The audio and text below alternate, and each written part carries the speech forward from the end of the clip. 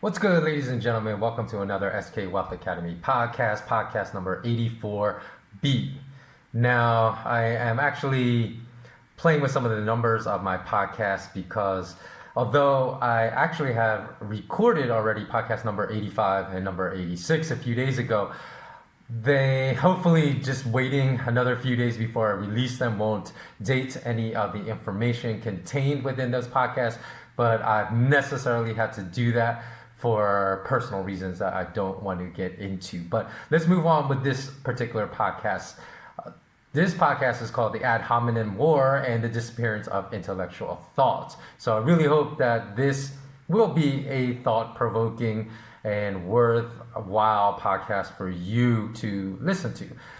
Today, I believe critical thinking has become a lost art to the point where it is nearly absent from the discourse of public debate, and even more so in public debate that spread far and wide through television, print, and social media. So I feel that the wider the distribution of the public debate, the more absent is the critical thought. So even the term fake news, which we've all heard over and over and incessantly within the past several years, has been cleverly used with frequency as an ad hominem attack, with the claim often made to either marginalize or completely dismiss an opposition view with the provision of little evidence that the information being passed on is quote-unquote fake news. And speaking of evidence, even the words evidence and facts are carelessly thrown around with zero evidence and zero facts, in which the information being claimed as such fails to meet their definitions. And horrifyingly, and I do think it is horrifying and quite disturbingly, this is being done not just among the usual suspects that you would expect to engage in the Orwellian doublespeak of Oceania, who are the politicians and bankers, but this is also becoming a commonplace act with the most popular people that convey news and information on social media platforms such as YouTube and Facebook. Before I continue, let me provide you with a very simple exposition of my thesis so my thesis becomes a little more crystallized in concrete terms for you. So earlier this week, a couple of people sent me a news clip of a debate between a U.S. political commentator and TV host Bill Maher and a U.S. congressman that for some reason, I don't know, it's still escaping me after I watched it, but for some reason it went viral. So that's how my friend saw it, and that's why they sent it to me and said, what do you think about this? Now, it's irrelevant whether or not you are American, as I know that many of my subscribers, although I still have a very small global imprint right now, are not American. So my point will require no understanding of any political events specific to American politics. And to summarize the debate, the viral clip that was approximately 14 minutes long, the congressman supported the actions of the US president in response to the global pandemic as a solid performance of leadership and presidential duties, while the TV host's opinion fell on the opposite side of the spectrum.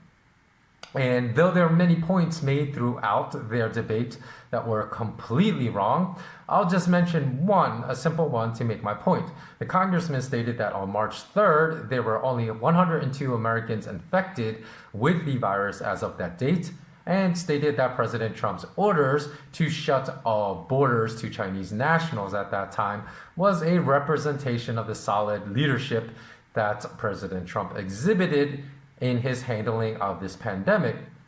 And he also stated that in order to put it into proper context, his decision preceded a similar decision made by other state leaders in many other nations on planet Earth.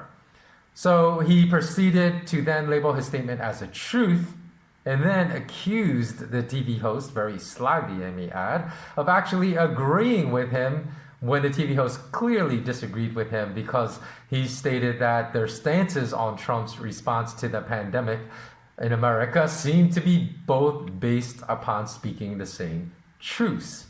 Okay, now let's deconstruct this argument. I want to preface my analysis too of the U.S. Congressman's false claims by stating that I consider the TV host with whom he was engaged in a debate, Bill Maher, a pseudo-intellectual. And I don't really care for most of Bill Maher's opinions on political matters because I think they're based upon inferences and speculations and not solid information. But again, one's opinion of someone should never matter in deciding who is being more truthful within the context of a specific debate.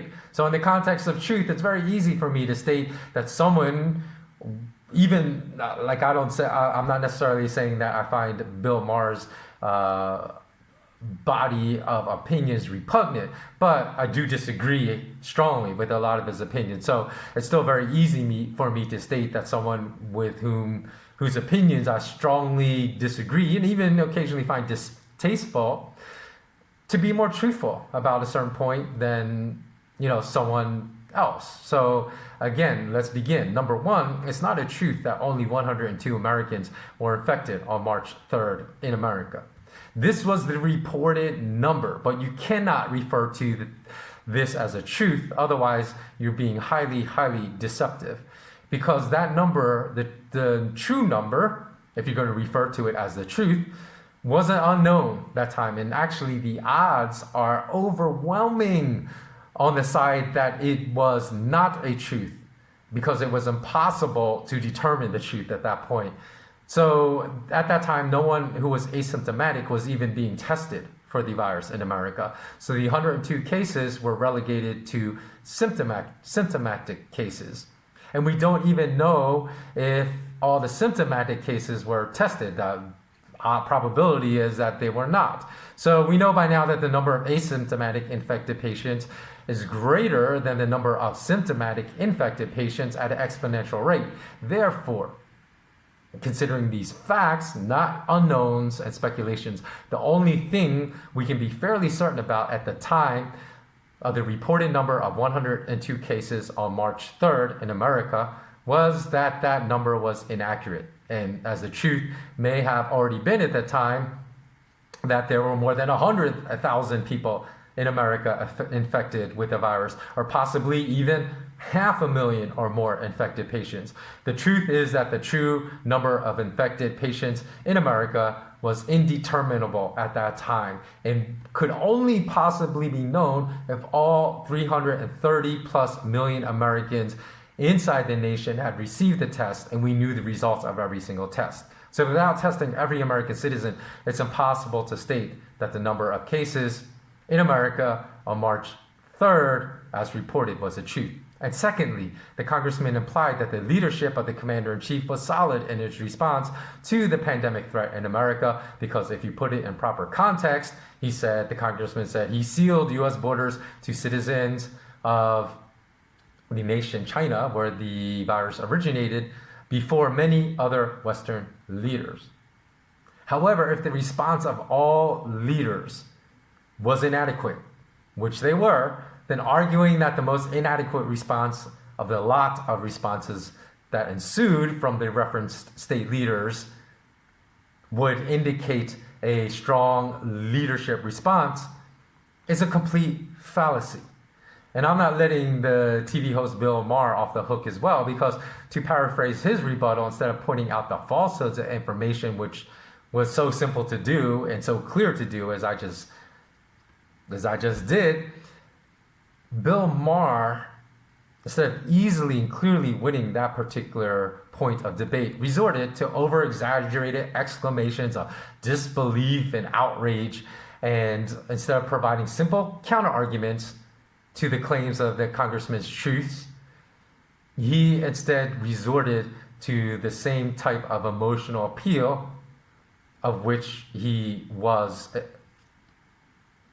basically blaming the congressman of doing. So in other words, both parties involved in the debate demonstrated equally horrible critical thinking skills and an inability to point out the inconsistencies and inaccuracies of each other's arguments. And these are the type of debates I've witnessed consistently increasing in recent years on the most popular YouTube channels that actually debate information. And in these formats, there's one person that consistently claims he or she is sticking to the facts, evidence, truth, and science as the modus operandi to win a debate,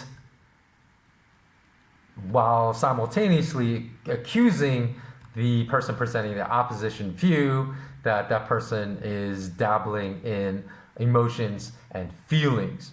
So, as was the case in the scenario I just explained above, in almost every instance, the person being quote unquote shut down or quote unquote owned or quote unquote destroyed by someone else in a debate does not even have the critical thinking skill development set to understand how simple, rational arguments could expose their opposition.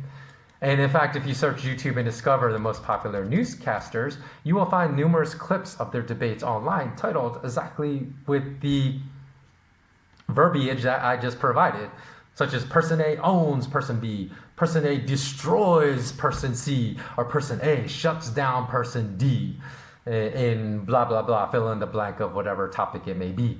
So this type of proliferation of podcast clips on YouTube just forwards many clips in which the title of that podcast clip simply was not true, but only illustrated the inability of person B, C, or D to use intellect and critical thought to win their debate against person A that was making false claims. So furthermore, even worse, such clips posted on YouTube only serve to confirm the delusions and confirmation biases about person A among person A's fanboys and fangirl club. So let's dive a little deeper now and move from checkers to chess in my analysis, because that was just the checkers portion. In the past, ad hominem attacks came in the form of racial slurs or unsubstantiated statements and declarations of the opposition person being a moron and an idiot. And in the past, instead of exposing the person levying ad hominem attacks as completely incapable of exhibiting critical thought, it sometimes was just enough to engage in ad hominem attacks for the person levying ad hominem attacks to quote unquote win an argument.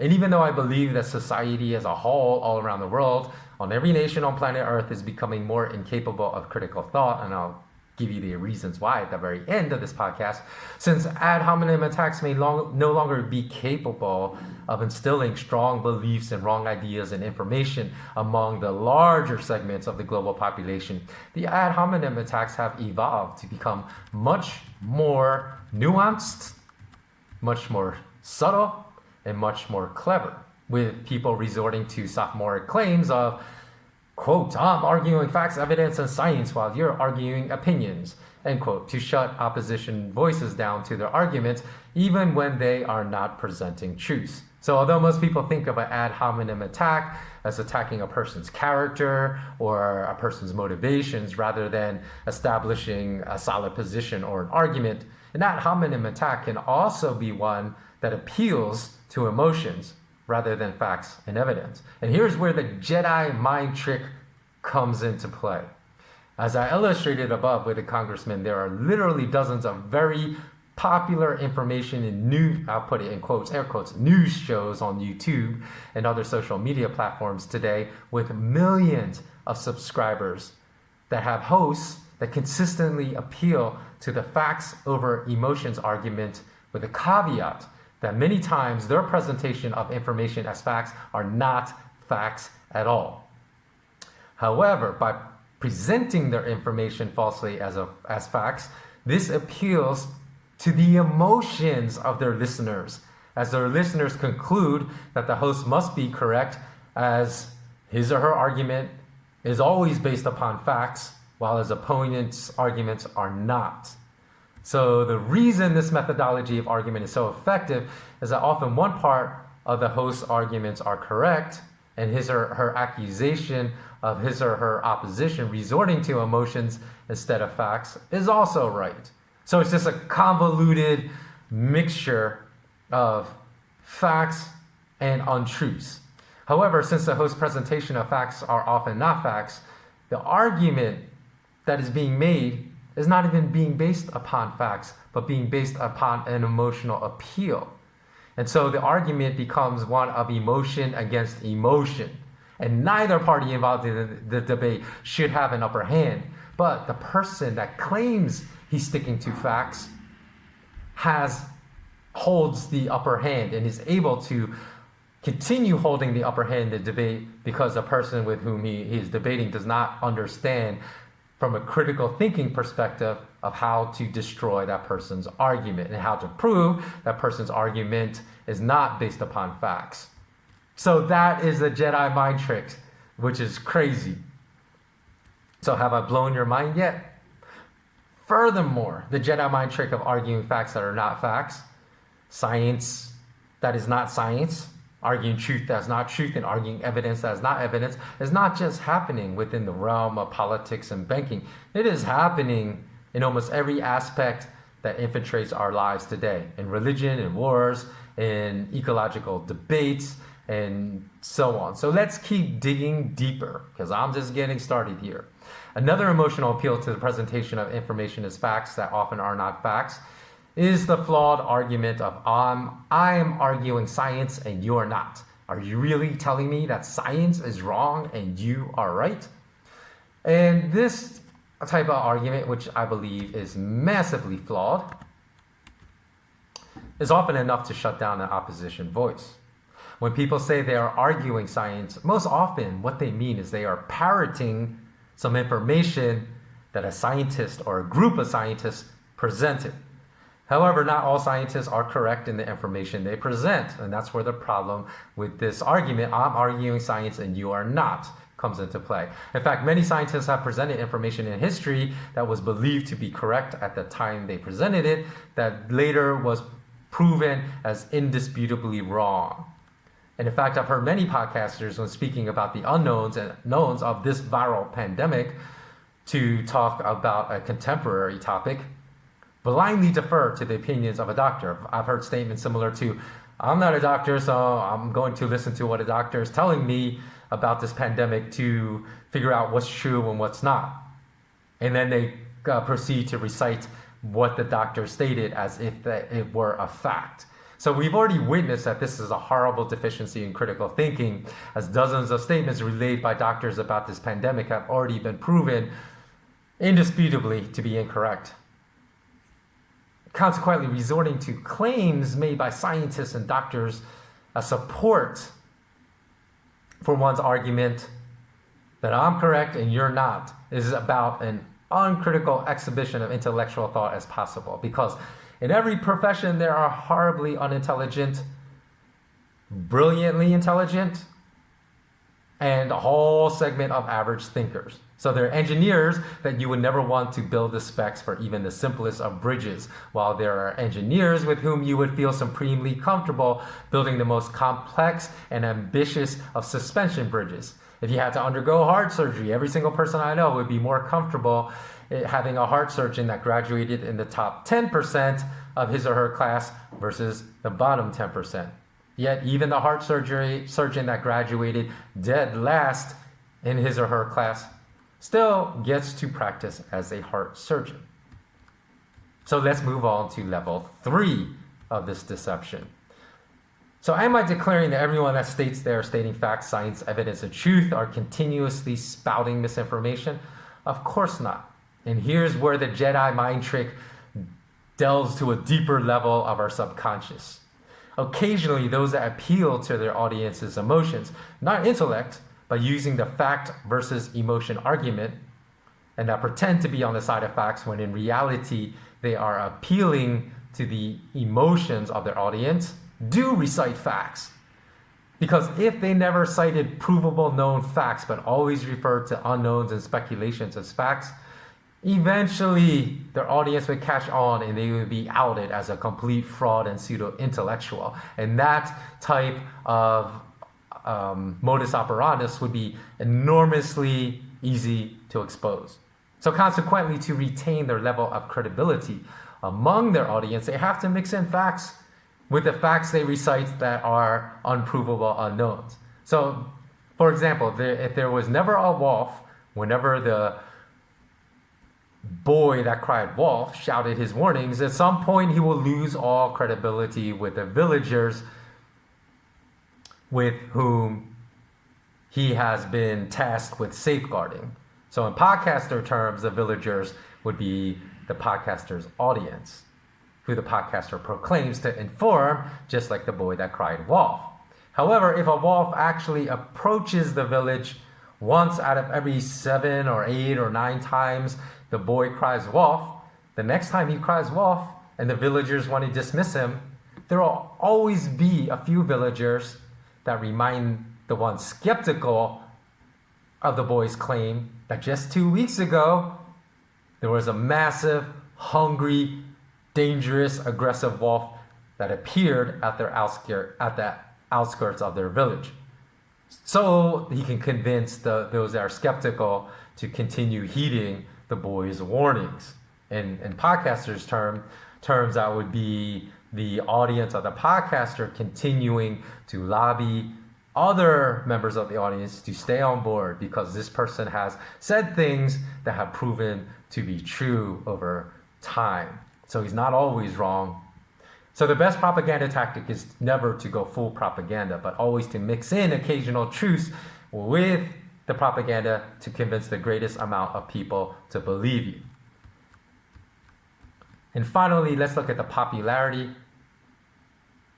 academic/articulate, and charming fallacies. In addition to the numerous widely overlooked fallacies and thought I've already discussed, let me quickly cover the popularity, academic/articulate, and charming fallacies. Most assume that the more popular the information medium, whether a podcast, TV show, or magazine, the more reliable and truthful the information and accurate the information will be. But there's actually very little correlation between popularity and truth. For example, my old YouTube channel, before it was shadow banned into obscurity by Google, had 30,000 subscribers and was growing at a rate that easily would have reached 100,000 subscribers within the next 12 to 24 months. And of course, simply for the reason that my old defunct channel had 30,000 subscribers, though I firmly believe as the content creator that the content on my new YouTube channel that only right now slightly has north of 800 subscribers is superior to the content I produced for the channel that had 30,000 subscribers. I have not yet received anywhere close to the number of views on my new channel that podcast posted on my old channel received. So this suggests that people do not seek content based upon accuracy, truthfulness, or value, but that the first screen implemented by most, I'm not saying by everyone, by most people for content is popularity. Secondly, the fallacy of academic degree is still one used by many people to promote questionable information and speculation as truth. And the way they do that is simply by labeling a news report with the title, Harvard doctor states, Princeton economist says, Stanford researcher claims, blah, blah, blah, blah, which in and of itself is often enough to spark the consumption of that information by millions of viewers. Now, when I worked for a Wall Street firm many moons ago, I used to hear this guy in my office when he was calling prospective clients, lead with a statement, I went to Harvard, I'm very smart. That's why you should do business with me. A statement that used to make me laugh because correlating academic degree as proof of intellect is one of the most widespread fallacies promoted in the world today. And as I mentioned in great irony, is proof that that person is not smart. So to begin, he could have been a legacy case, a student admittedly not too bright that the admission board was forced to admit due to millions of dollars donated to the school by the students' alumni parents. That's one possibility. All Ivy League schools have a certain number of slots reserved every single year for these legacy cases. Secondly, children of rich and famous people are admitted to Ivy League schools all the time, not on educational and academic merit, not for their brilliant minds, but for the benefits of marketing the university to prospective future students that well-known famous people provide. Thirdly, the attainment of a diploma from an academic institution with a stellar reputation does not guarantee that the person holding that diploma possesses superior critical thinking skills, but only that the graduate was a very good test taker, because there's no correlation, or I should say no, but there is not a high correlation between intellect and high exam grades at any academic university. So in fact, I graduated from an Ivy League and literally met dozens of students whose critical thinking skills I would consider to be far inferior to some 13, 14, 15-year-old homeschool teenagers that I've met. So the sister fallacy to the academic equals intellect fallacy is that being well-spoken also equals intellect. So learning how to speak well publicly is a skill set that can be learned. In fact, if one learns NLP, otherwise known as neuro-linguistic programming, one can learn to speak in a certain rhythm or a cadence that is specifically designed to cast a hypnotic spell upon people and convince people to believe my words, even if every word I'm speaking is a lie. Now, Adolf Hitler mastered facets of NLP in his public speeches, and a recent politician that also mastered using elements of NLP to hypnotize his audiences was former US President Barack Obama. And I'm not saying those are the only two, and I'm not saying if you master those, you're a good person versus a bad person. I'm saying a lot of people just master these facets to convey the image of being super smart. So consequently, the level of articulation by which someone expresses himself or herself is not necessarily related to that person's level of intellect. And finally, there's the charming equals trustworthiness fallacy. First of all fallacies, never fall for this one, please, as it may be the most dangerous one to which one could become a victim, as sociopaths are known to be able to affect an extremely high level of charm just for selfish purposes and Machiavellian purposes to get what they want from others, often destroying the lives of others in the process.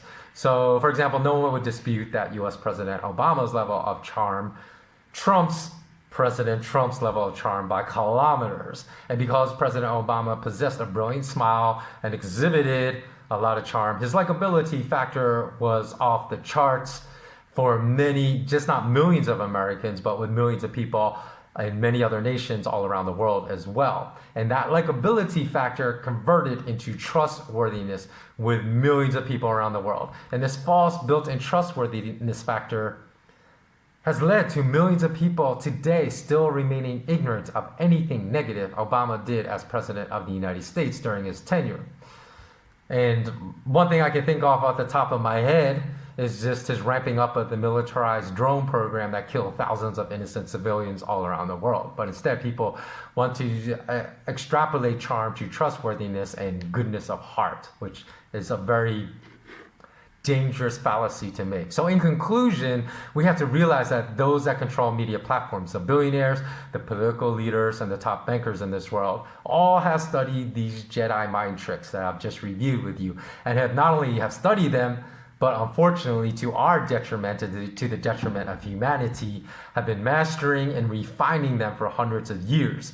Consequently, the infamous analogy that Rolling Stone journalist Matt Taibbi once used to describe the firm of Goldman Sachs as a vampire squid jamming its funnel into anything that remotely smells of money is quite an apropos one, especially the vampire analogy, as vampires are immortal creatures that gain their immortality by feeding off of the blood of humanity like a parasite.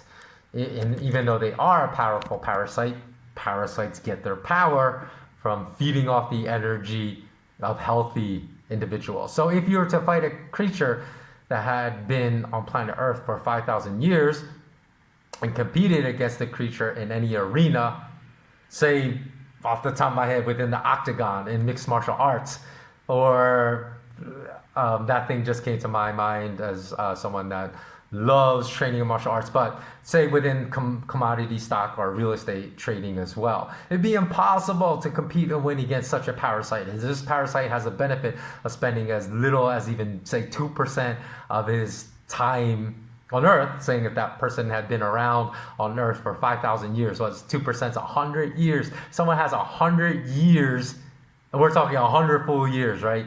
24 hours a day, 365 days a year, spent in mastering a craft.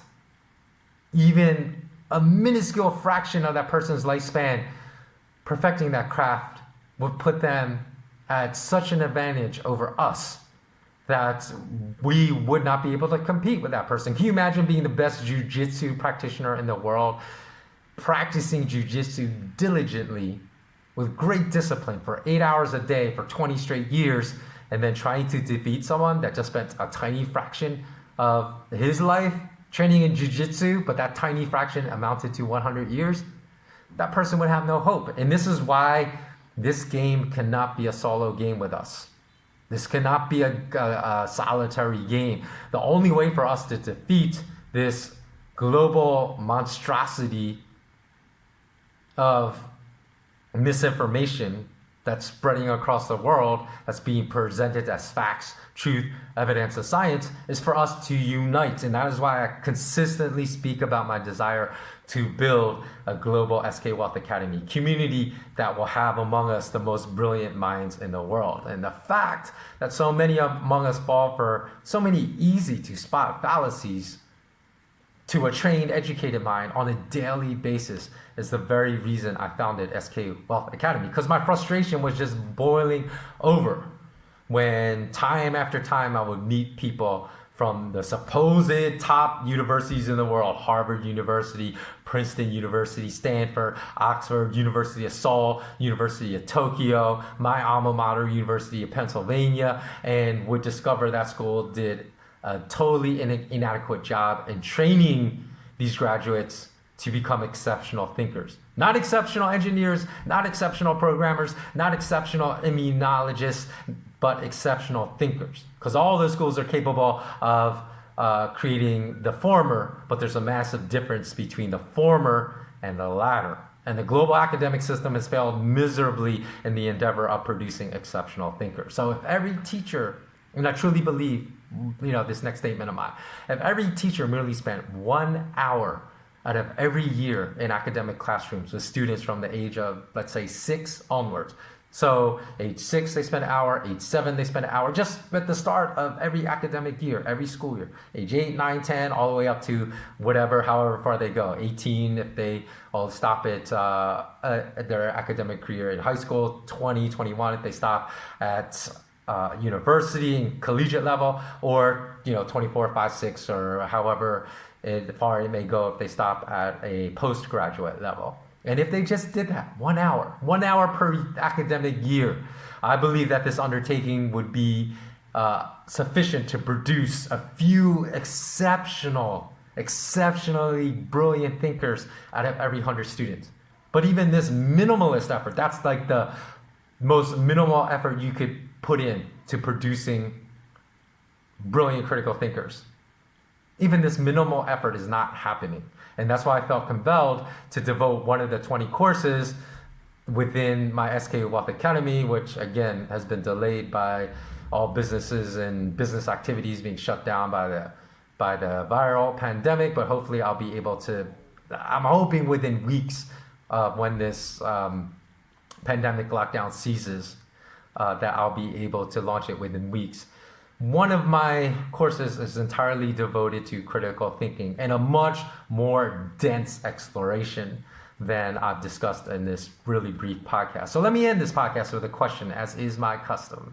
I believe that the primary contributor to the dissipating intellect of society is a complete lack of critical thinking development that is part of the systemic academic platform, combined with the perpetual 24/7 distraction of social media platforms designed, once again, to stimulate emotions and not intellect. So what do you believe are the primary destroyers of intellect in our society today?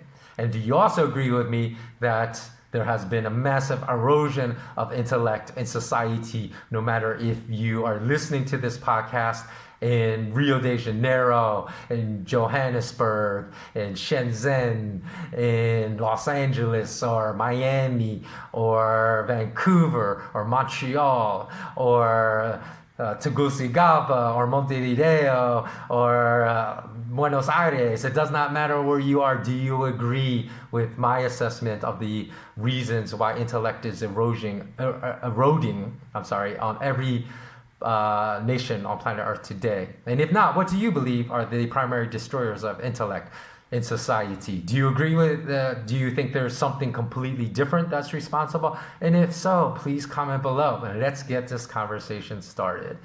Okay, so that will end. And this podcast was just merely over half an hour. And I think if teachers just double that time to 1 hour a year, we could really improve the critical thinking skills of all our young generation. Okay, so that's all for today. As always, stay safe, be grateful, be mindful, and as always, remain intensely curious. Thanks so much for watching to the end, and please do not forget to thumbs up this video if you liked it, to subscribe if you're not a subscriber, and to comment below, because all three of those actions, it really just requires time. There's no other capital besides time that's required to do that. And if you enjoy these types of podcasts, you will enable me to grow my channel, which will enable me to continue putting out this content. Okay, thanks so much, and as always, bless up.